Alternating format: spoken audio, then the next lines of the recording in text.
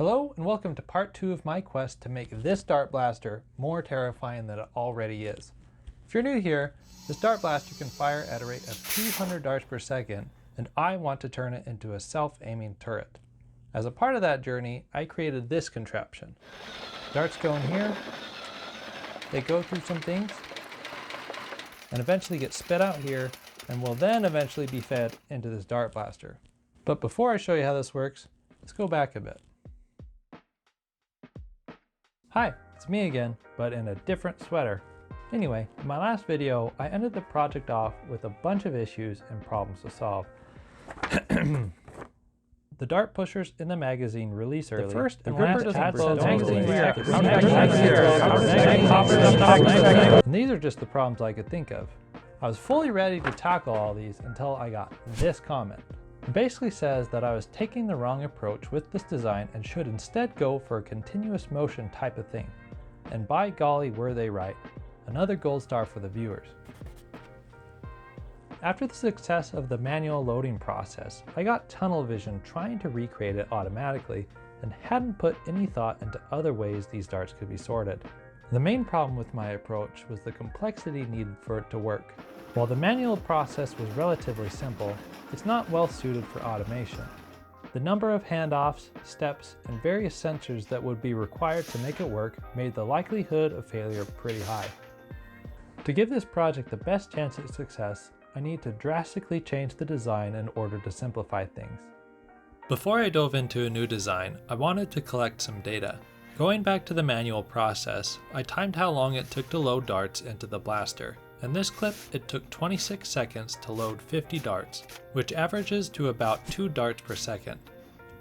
If I take away the indexing, the total loading time drops to 8 seconds for a 6 dart per second rate. Next, I timed the new magazine to see if it was an improvement. The pushing speed for each channel was wildly different, ranging from a 43 dart per second rate all the way down to 4. The average rate between all channels worked out to be just under 14 darts per second, so I'd call that an improvement. Factoring in the movement of the gantry brings that optimistic 14 dart per second rate down to 4.5.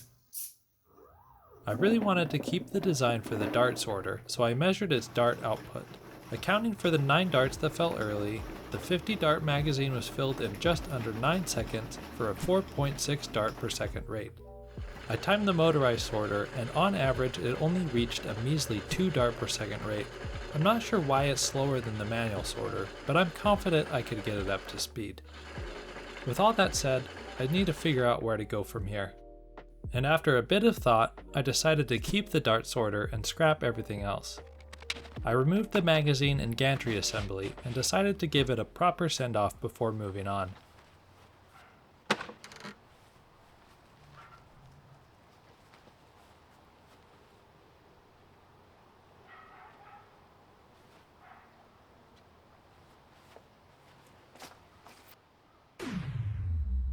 Hold on a second. There's some useful parts in there. Got a bunch of servos, some steppers, a bunch of 3mm rod in the magazine.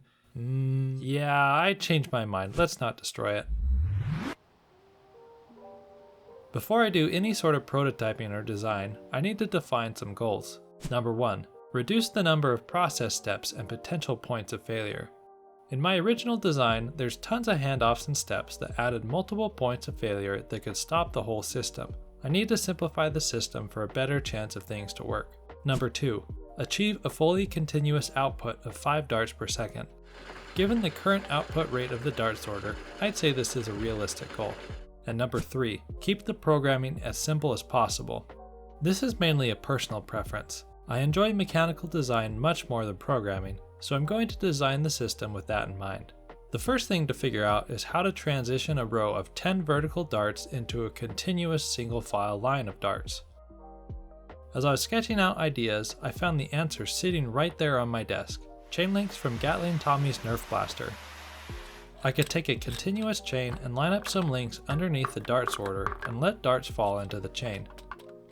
From there, I just move the chain to the loading area and push them out one by one. Pushing darts out from the chain continuously while simultaneously loading it might be kinda tricky, but that's future me's problem.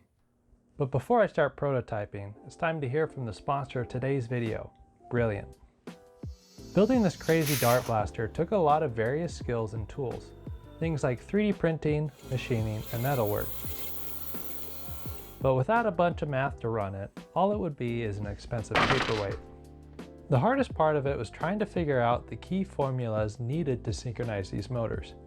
It took hours of scouring my old calculus notes and even more hours of trial and error before eventually figuring it out, which is why I wish I would have had Brilliant. Brilliant is where you learn by doing, with thousands of interactive lessons in math, data analysis, programming, and AI. Brilliant helps build your critical thinking skills through problem solving, not memorizing. So while you're building real knowledge on specific topics, you'll also be becoming a better thinker. Brilliant's comprehensive range of math courses are built for learners of any level, whether you're starting at basic math equations or more advanced calculus. Using Brilliant's math lessons, you'll be able to better visualize and understand what various formulas do and how they can be applied to real-world problems, like the dart blaster.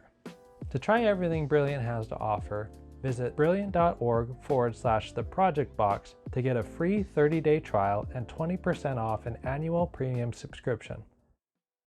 Alright, let's get back to sorting darts. This chain works great for Tommy's dart blaster, but it won't work for my sorter. The shells fit tightly around each dart for an airtight seal, and the links holding them together don't allow for much twist. Since I need the darts to just fall in place and need the chain to twist 90 degrees in a short amount of space, I came up with a different design. These shells are much larger and allow darts to just fall into place. The links are also larger to allow the chain to twist tighter. Next, I designed the sprocket housing to drive the chain. To drive the sprocket, I added a motor and a Geneva wheel. Now I'll be able to push darts out while the chain isn't moving. Pushing them out of a continuously moving chain would have been tricky. I then made these chain guides to twist the chain 90 degrees. The next part to figure out was how to push the darts out. I wanted a pusher that would slowly push the dart out and quickly get out of the way before the chain moved again. To do this, I made a quick return mechanism. This continuously rotating pin pushes the rod forward slowly and quickly retracts it. I got the idea from an old style machine called a shaper. They use very simple cutting tools to cut metal. They're pretty neat. Anyway, the final step was to synchronize this pusher with the chain movement by driving it with the same motor. After some work, I came up with this.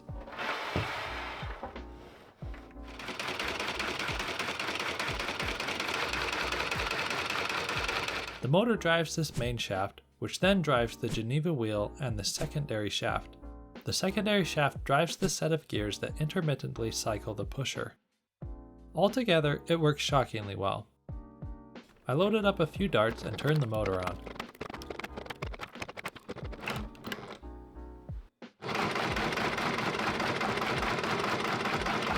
Nice! For this first prototype, I hadn't received the proper bearings yet, so I was using these printed plastic bushings as a placeholder. To reach a 5 dart per second rate, the motor was driven with 19 volts and pulled about 500 milliamps of current using 9.5 watts of power. Once I got the bearings and greased everything, reaching 5 darts per second only took 3.9 watts. Before moving on, I just have to show you some more of these gloriously satisfying slow motion shots.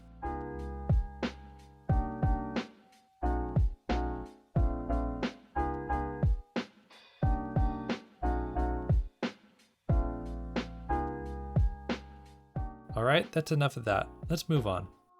The next problem to tackle is loading darts into this continuously moving chain.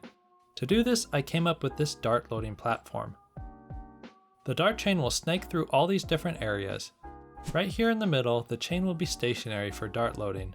These areas here and here are the infeed and outfeed buffers that take up slack in the chain. As the chain continuously moves, this area is fed with links while links in this area are eaten up. Once darts are loaded, this motorized sprocket will move the loaded links into this buffer and pull empty links into the loading area. At least that's the plan. I won't know if it works until I build it.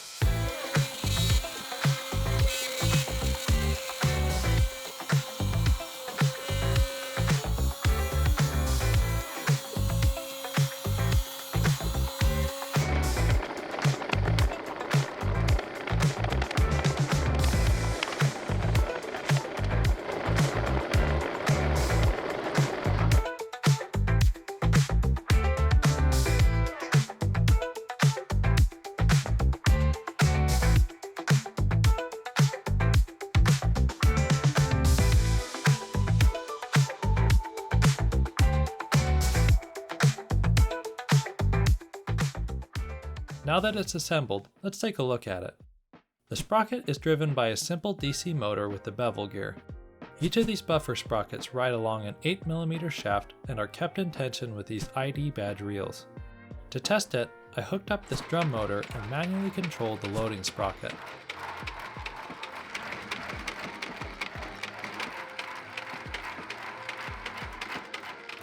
The next step was to automate the motion.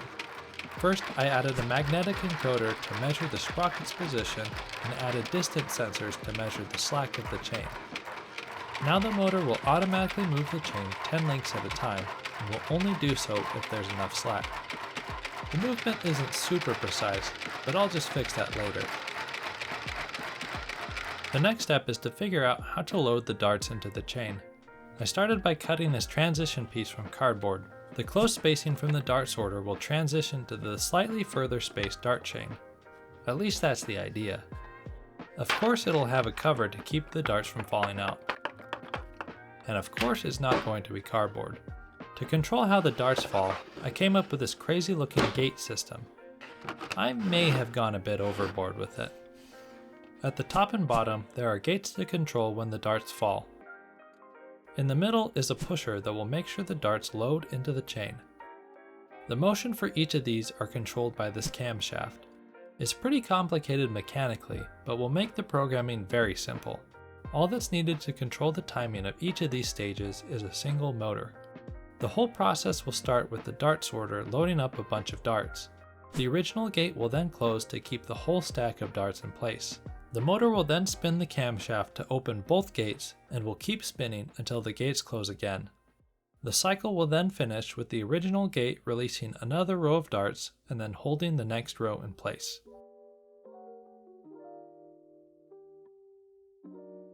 The motion on the real one mostly worked, but some of the springs were too weak to keep these bearings in contact with the cams. I added some stronger springs and also had to switch the motor with one that had more torque. Once I got everything working, I tested it with some darts. Nice.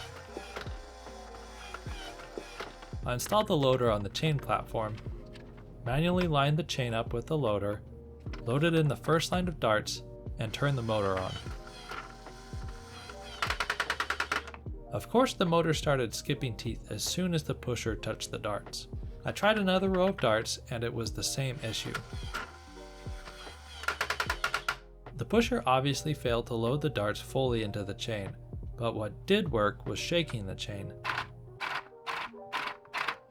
Simply moving the motor forwards and backwards quickly allowed the darts to shimmy themselves the rest of the way into the chain. How convenient. Since I quickly deemed the pusher useless, I disconnected the upper and lower gates so I could manually test without the pusher. I loaded a row of darts onto the top gate and left the bottom gate open. I quickly pulled the upper gate open, shook the chain, and the darts loaded themselves. It worked even better the next time I tried. Next I had to see if just using the lower gate would work, so I loaded in another row of darts. It also worked. Nice. Now that I knew I could simplify things, I decided to keep the lower gate and repurpose the pusher. This pusher will be used to squeeze the darts and keep them in place while this lower gate is open. This simplifies the whole process, gets rid of the servo-driven gate on the sorter, and will increase the buffer of sorted darts. I went ahead and added some magnets and sensors to the camshaft for position control and hooked it up to the Arduino. I loaded a bunch of darts and tested it.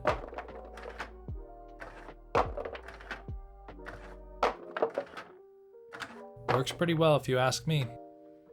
Before I moved on, I went ahead and added this spacer between the loader and the chain. This will hopefully give the darts more time to accelerate as they drop and will give the darts more room to shimmy into the chain. Now that I've got solutions for each area, it was time to test them all together. I had manual control over the dart sorter, the loading drum, and when the chain would index 10 links.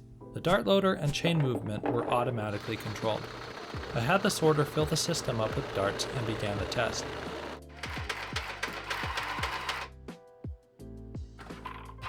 Overall, the chain loading went pretty well, but there were a handful of issues. When the darts dropped into the chain, most of the time the darts would just fall straight in. A few times, however, none of the darts went in initially. The chain shake did a good job of getting the darts the rest of the way in, but I want to reduce the need for that as much as possible. The code I have for moving the chain just stops the motor when it reaches a set value.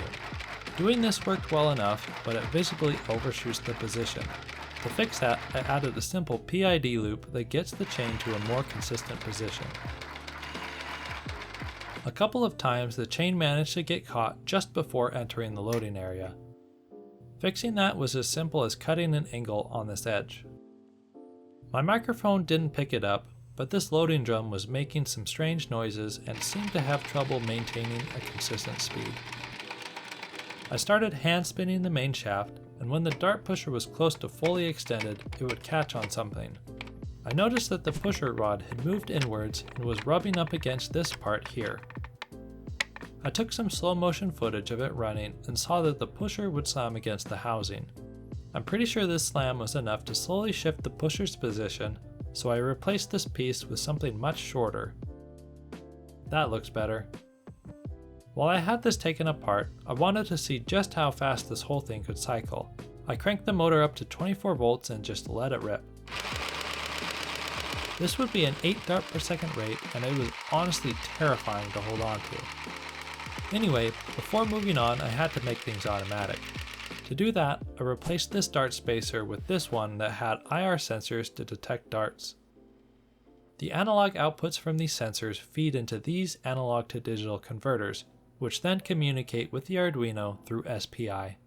Adding sensors here will let the system know if the darts have been successfully loaded and will prevent the dart chain from moving if they haven't. They'll also be used to determine how much to shake the chain.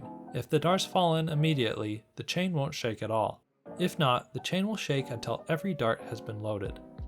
Now with some new sensors, it was time to test the fully automatic capabilities of this thing. I ran it a bit without darts, and it seemed to be working just fine, so I loaded some in. It didn't take long before I ran into a couple of issues that needed addressing. On this particular cycle, the loader released 2 lines of darts. After triple checking my code and not finding any issues, I took a close look at the cam system. Normally the camshaft will stop right when the bearing is in the middle of the cam, which is exactly where I've placed the magnets and sensors. However, sometimes the camshaft wouldn't stop in time and would overshoot the position magnet and stop in the wrong place. This offset would continue to the next cycle and would eventually result in the camshaft doing an extra rotation and dispensing 2 rows of darts at once. To prevent the initial overshoot, I added a detent in the cam that would catch the bearing and keep it in place. I somehow forgot to record how well this worked, so you're just gonna have to believe that it fixed the issue. The next issue was a bit more frustrating. After loading the line of darts, the sprocket motor quickly moves the chain into the outfeed buffer. The buffer can't always handle how quickly the new chain links come in, so the chain would have no choice but to bunch up. The heads of these darts are just small enough to fall into the clearance slot for the sprocket. Normally this isn't an issue due to this little platform that moves with the sprocket. But when the chain bunches and ends up over the slot, all of the darts fall into it. The amount of darts, the stickiness of the rubber, and the tight space makes this jam very annoying to clear up. Since covering the slot would be very tricky, I needed some other solution.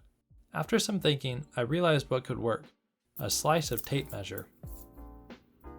I added this mount to the sprocket, put a hole in this wall, and now had a thin wall that would hopefully keep the chain from moving over the slot. Eventually I'll add something to bend the tape measure and keep it from sticking out, but I'll just save that for later. After these fixes, it was time for the next round of testing. This time, things were looking much better.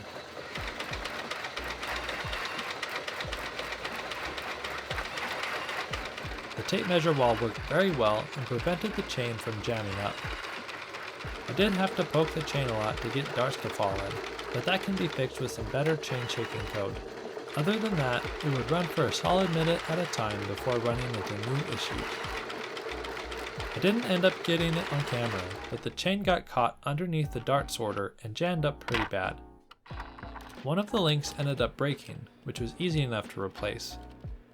Another issue is the gate that keeps the entire stack of darts in place. It mostly works, but sometimes darts end up sneaking past the pins. All of these pins move forward together to hold the darts in place. These darts are pretty close in size, so the pins usually contact every dart. However, if a dart is slightly oblong, has a gash, or isn't centered on the pin, it can sneak past the pins and fall through. To fix this, I'll need to make each pin independently spring-loaded, which will require a complete redesign of this dart loader. That's going to take a decent amount of work, so I'll save the problem for later. The last issue was actually with the loading drum. Darts would sometimes not get ejected, causing the whole system to stop. I noticed that the chain links weren't centered on the output hole, so out of frame I held the chain back a bit. This exaggerated how far off center the links could get. Eventually the pusher rod slipped past the dart and it jammed. Not ideal. I took apart the loading drum to see why this was happening. I pushed and pulled on the dart chain and saw just how much the drive sprocket was moving. The drive sprocket and Geneva wheel slip over this hex shaft, and since they don't have set screws or clamps to keep them together, they can move around. This is going to get worse over time, so I redesigned each of these to use these clamping shaft hubs. It looks much better.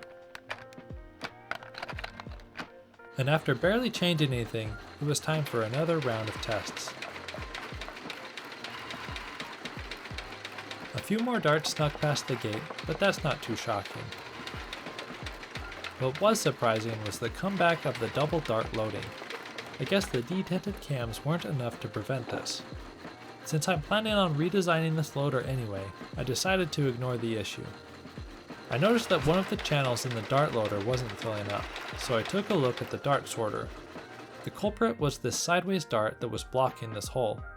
This issue was surprising until I noticed a screw that was stuck inside of the dart. When I was filming for my 200 dart per second blaster video, I put screws in a bunch of these darts so they'd be easier to push around for this demo. Without screws, the darts didn't move predictably. Anyway, I pulled out the screw and continued with the test. Another new issue that came up involved these dart sensors. Sometimes the darts don't fall all the way into the chain, but they fall just far enough to get past the sensor. Since the sensor doesn't see the dart, the chain is driven forward, rubbing the dart against the bottom of this spacer. This has happened a few times before, but usually the motor is strong enough not to notice. This time, however, the motor was stopped just before its final position and caused the program to stall. Similarly, I saw a dart that got stuck just above the sensor. Since the dart wasn't seen, the next row of darts fell on top of it and stopped the system. Both of these can be solved by better position sensors. I'm going to move the lower sensors even closer to the chain and add another set of sensors in the middle. Wiring up all these extra sensors will take up a decent amount of work, so I'm just going to put that off for later.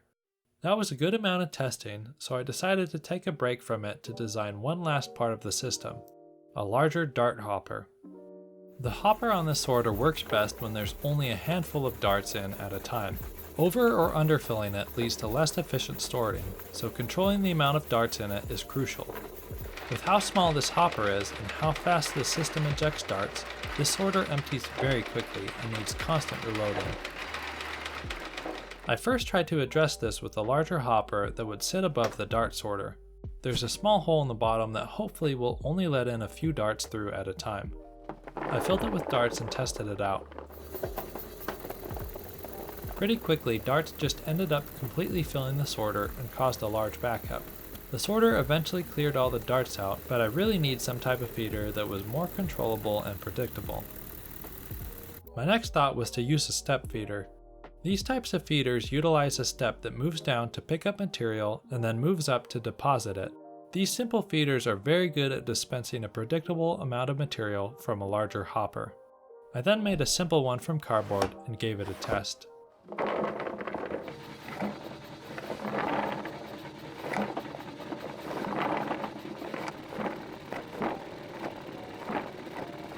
I'd say that worked pretty darn well. Adding the step feeder is going to be a bit tricky. It's pretty large and I don't want to add too much size to this already huge sorter. Like, this thing barely fits on my desk as it is. Another issue is this flimsy frame. The sorter shakes the whole thing back and forth, so adding a massive step feeder to this tiny frame probably won't end well. I need a new frame. At this point, I had a long list of things that needed changing, so I guess it's time for another build montage.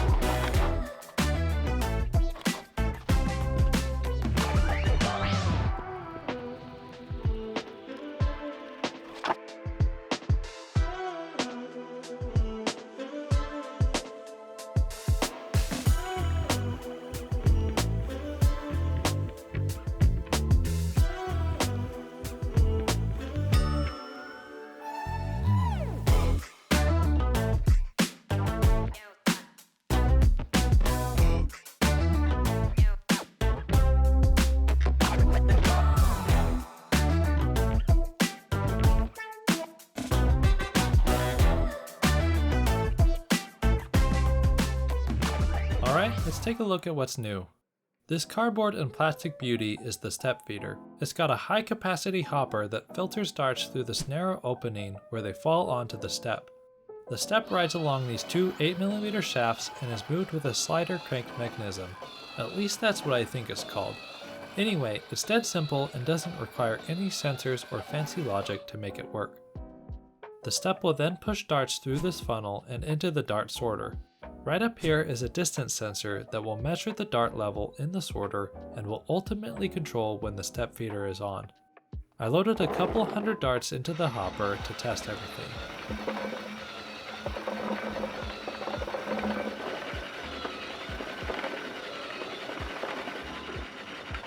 I'd say it works pretty well.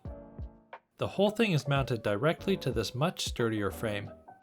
Instead of 3/8 aluminum tube joined together with plastic, it's 1-inch aluminum extrusion joined together with steel and fasteners. It's a massive improvement. Nestled in the back is the new electronics enclosure, much better than the loose plate that just kinda sat there before. Similarly, the whole chain loading assembly used to just loosely sit underneath the dart sorter. Now it's firmly mounted in place. I also made some changes to this assembly. I added this new divider wall with a channel for the tape measure. Now it runs along these bearings and bends 180 degrees to stay confined to the platform. I also took the opportunity to completely redesign the dart loader. I got rid of all the unnecessary features, made it smaller, and made each of these dart clamps independently sprung. Before I dove into testing the full system, I tested the hopper sensor. The distance readings I got from this ultrasonic sensor started off just fine, but as the hopper filled up, the readings got weird and would cause the step feeder to overfill the hopper. I decided to swap it with this more accurate distance sensor. It definitely worked better, but the step feeder would still turn on for little bits at a time. That could definitely be fixed with some code, but I'm too lazy to do that right now. Anyway, off camera I tried running the entire system together and ran into a couple of issues. For starters, the program would freeze up soon after starting. Eventually I figured out that it had something to do with this newly added sensor. I don't really know why it was causing issues, but I do know that disconnecting it solved them. Probably. After that, I was able to run the system, off camera of course, and the chain jammed in the outfeed area again. I had no idea why the tape measure wall failed, so I set up a camera and did a bunch of tests just focusing on that area. Of course absolutely nothing happened, so I shifted focus to the rest of the system. Alright, for these tests the Arduino controlled everything except for the step feeder, and I gotta say, things started off pretty strong. However, it didn't take long before I ran into a bunch of issues. One minor issue was pretty interesting. At one point, I had this extra Geneva wheel on this main motor shaft. This made manually moving the chain easier for those times I needed to unjam something. Anyway, one of the ejected darts got flung by it, and it landed on the dart chain and jammed the loading drum. It was pretty easy to clear up. One persistent issue I was seeing was due to the dart sorter. A lot of times, one or two of the dart channels ran empty and struggled to fill back up. I looked at the dart sorter and saw that horizontal darts were often blocking the channel holes. I had checked every single dart for screws after this happened last, so that wasn't the issue. I'm guessing it has something to do with the geometry of this area as well as the shaking frequency. I'll have to play around with both of those later. I'm still seeing issues in the dart loading area. In my last set of tests, I often had to manually shake the chain to get stubborn darts the rest of the way in. I reduced the need for that with some updated shaking code, but that didn't totally resolve the issue. Often, it only takes a little tap of the chain to get those stubborn darts to fall in, so surely one extra shake would do the trick. The other two issues happen before the chain even shakes. Darts would sometimes fall and catch on some mysterious part of the spacer, and as far as I can tell, there's nothing for the darts to catch on. Weird. Other times when darts fell, it looked like they were caught mid-air and then released. It turns out the lower gate was the culprit. It would open, darts would start falling, then it would close and catch the darts, and finally would open and then close again. This was caused by the cams and springs. The motor would turn the camshaft, barely reach the sensor that told it to stop, and then the spring-loaded bearing would push against the cam and rotate it backwards. Instead of messing around with indented cams again, I'm going to replace this motor with one that has a worm gear. The current motor can be spun fairly easily by hand, so when the cam stops here, the spring force is enough to move it back. Motors with worm gearboxes can't be spun from the output shaft. This is due to this little worm gear and how it meshes with the spur gear. Using a motor with this type of gearbox will guarantee the camshaft doesn't move when the motor isn't on. Anyway, those issues are all relatively minor and should be pretty easy to fix. However, the last issue I have is going to be much trickier to solve. Each of the 13 tests I ran all ended because the Arduino just stopped working. At first I had no idea why this was happening, but eventually I figured out that it likely had something to do with the I2C bus. Since each of these distance sensors used the I2C bus, I added some code that would send their distance readings to my computer. If something happened on the I2C bus, I would stop seeing distance readings in the serial terminal. Most of the time, one of the sensors would stop transmitting data and would cause the whole program to behave strangely. Other times, the data stream would suddenly stop, either meaning the Arduino froze or the code got caught in a loop. I don't really know what the issue is. It's probably some combination of poorly written code, this rat's nest of a breadboard, or the fact I'm using a knockoff Arduino. In any case, figuring this out is going to take some time. And unfortunately, that is time I do not have. At least in this video. Hopefully I'll be able to quickly solve those issues and finally get started on turning this thing into a self-aiming turret. Anyway, if you made it this far into the video, thanks for watching. If you want to see project updates and behind the scenes videos, join my Patreon, link in the description. Well, see you next year.